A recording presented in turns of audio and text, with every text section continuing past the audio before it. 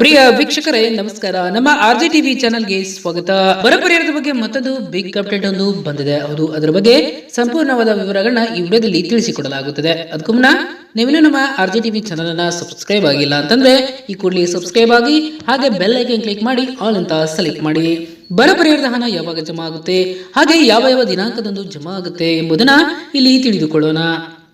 ರೈತರಿಗೆ ಭರ್ಜರಿ good news ಅಂತಾನೆ ಹೇಳ್ಬಹುದು. ಯಾಕಂದ್ರೆ ಒಂದು ವಾರದೊಳಗೆ ಎಲ್ಲಾ ರೈತರ ಖಾತೆಗೆ 3,000 ರೂಪಾಯಿ ಬರ ಪರಿಹಾರ ಜಮಾ ಆಗಲಿದೆ ಎಂದು ಸಚಿವ ಕೃಷ್ಣ ಬೈರೇಗೌಡ ಅವರು ನಿನ್ನೆ ತಿಳಿಸಿದ್ದಾರೆ. ಹೌದು, ಅವರು ಕಲಬುರಗಿ ಜಿಲ್ಲಾಧಿಕಾರಿ ಸಭಾಂಗಣದಲ್ಲಿ ಕಂದಾಯ ಇಲಾಖೆ ವಿಭಾಗದ ಮಟ್ಟದ ಪ್ರಗತಿ ಪರಿಶೀಲನಾ ಸಭೆ ನಡೆಸಿ ಮಾತನಾಡಿದರು.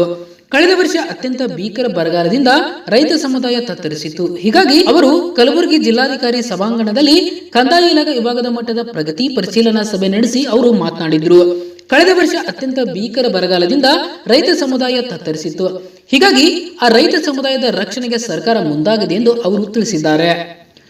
ರಾಜ್ಯದಲ್ಲಿ ಕಳೆದ ವರ್ಷ ಬರಗಾಲ ಕಾರಣ ಸಣ್ಣ ಮತ್ತು ಅತಿ ಸಣ್ಣ ರೈತರ ವಾರ್ಷಿಕ ಬೆಳೆ ನಷ್ಟದಿಂದ ತುಂಬಾ ಕಂಗಾಲಾಗಿದ್ದು, ಅವರ ಜೀವನೋಪಾಯಕ್ಕಾಗಿ ಸುಮಾರು 18 ಲಕ್ಷ ರೈತರಿಗೆ ತಲಾ 3,000 ರೂಪಾಯಿಯಂತೆ ಒಟ್ಟು 500 ಕೋಟಿ ರೂಪಾಯಿ ಪರಿಹಾರ ವಿತರಣೆ ಮಾಡಲಾಗುವುದು ಎಂದು ಅವರು ತಿಳಿಸಿದ್ದಾರೆ.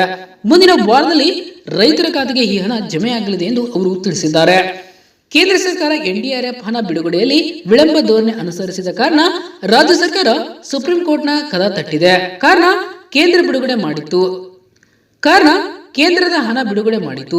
ಅದು ಹಣ ಸಹ ರೈತರಿಗೆ ನೀಡಲಾಗಿದೆ. ಇನ್ನು ಬೆಳೆ ಮಾಡಿ 1,756 ಕೋಟಿ ರೂಪಾಯಿ ಪರಿಹಾರ ರೈತರ ಖಾತೆಗೆ ಹಣ ನೀಡಲಾಗಿದೆ.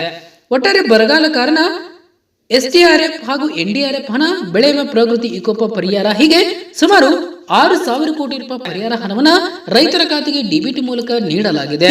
ಆಧಾರ್ ನಂಬರ್ ಹಾಕಿ ಬರಗಾಲ ಪರಿಹಾರ ಸ್ಟೇಟಸ್ ಅನ್ನು ಚೆಕ್ ಮಾಡಲು ನಮ್ಮ ವಿಡಿಯೋದ ಧನ್ಯವಾದಗಳು. ಇದೇ ರೀತಿ ಹೆಚ್ಚಿನ ಮಾಹಿತಿಗಾಗಿ ನಮ್ಮ ಆರ್ಜೆ ಟಿವಿ ಚಾನೆಲ್ ಅನ್ನ ಸಬ್ಸ್ಕ್ರೈಬ್ ಆಗಿ.